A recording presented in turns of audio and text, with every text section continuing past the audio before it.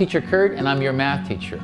Now, as you probably know, the kinds of questions that you typically see in a math classroom can be a little different than the kinds of questions that you see on an SAT test, right? The structure is different. It can be tricky.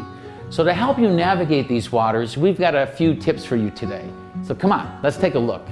Hi, I think most of you already know about tip number 1, which is you don't have enough time to read every word of every question. Otherwise, you won't finish the test, right?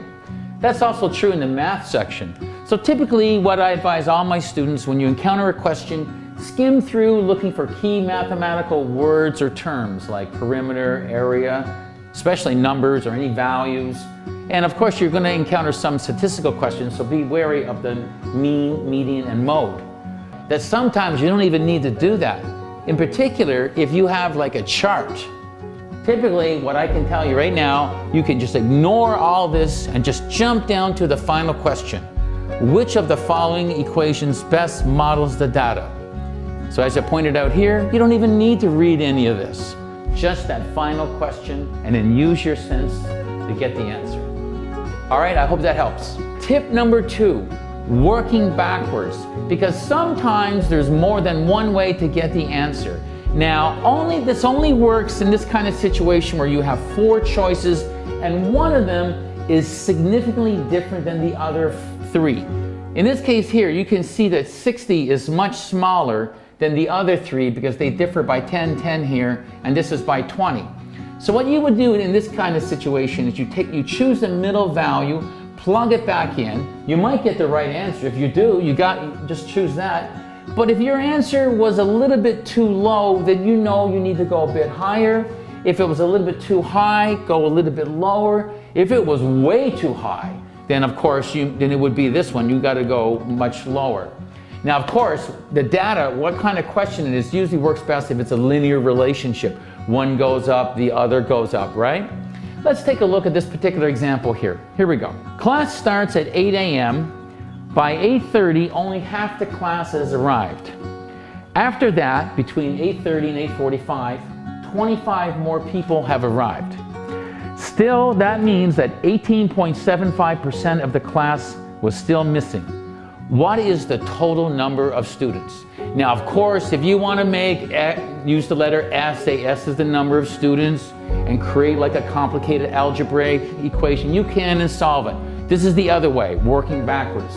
So what we do is we recognize that guy's different, we'll put that off, we focus in, we start with 90. So we say to ourselves, okay, at 8:30, half of 90 would be 45. Then another 25 come in, so we're going to add 25, that gives us 70.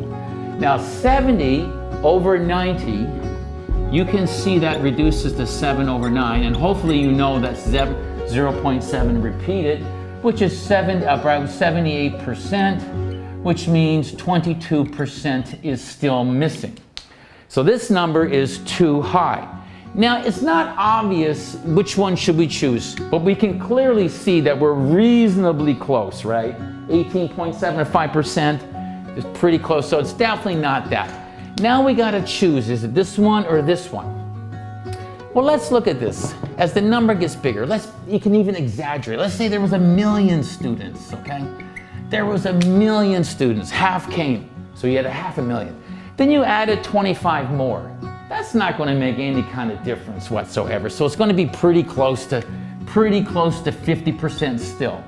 So that means that these numbers are going down. As the class size gets bigger and bigger, this value here will get smaller and smaller. We need a bigger number because if 18.75 are still missing, then that's 81.25% that we got there. So our answer would be 80, and which we can confirm right now quickly. So with 80, add 40 would be half, add 25 would be 65. 65 over 80, if you work that out, I guarantee you this is the correct answer. We're here to shave off seconds. We want to shave off seconds so you can just move on quickly to the next question. So remember, 4 answers, one of them significantly different. Choose the middle one, plug it in, might get it right. It's either a little bit too high, a little bit too low, or really low, okay? Hope that helps. Okay, tip number 3 is a little different than the first 2 tips because the first 2 tips were kind of general. The tip number 3, we're looking at dealing with questions kind of like this. You have here, let me read it for you. The expression here, 5x minus 2 over x plus 3, is equivalent to which one of these 4 answers, okay? Now, hopefully, you can see that you can immediately eliminate A and B because you have an x, right? You know there's millions and billions of answers. There's an infinite number of solutions. So there's no way that you can have a finite solution. Now, right at this moment, actually, this might be another little tip. If you can immediately cancel 2 of the 4, maybe make a guess. Make a guess one of these and move on. And if you have time, come back. I would just temper that with a little bit, like take a split second, take a second look at it and go, if you can see how to do it, then go ahead. Don't guess. But if you're still like, oh, I'm not sure, guess, come back. At least you got it down to 50%. So now with this one here, but a question like this you may ask, what am I talking about? Well, you don't want to waste a whole bunch of time finding a common denominator and seeing if it matches up. The easiest thing to do with this kind of question is pick a number and substitute it in here and see which one, in all these two, the original and C and D, and see what happens. Of course, the easiest one to do would be x equals 0. You put in x equals 0, you're going to get over here, you're going to get negative 2 over 3.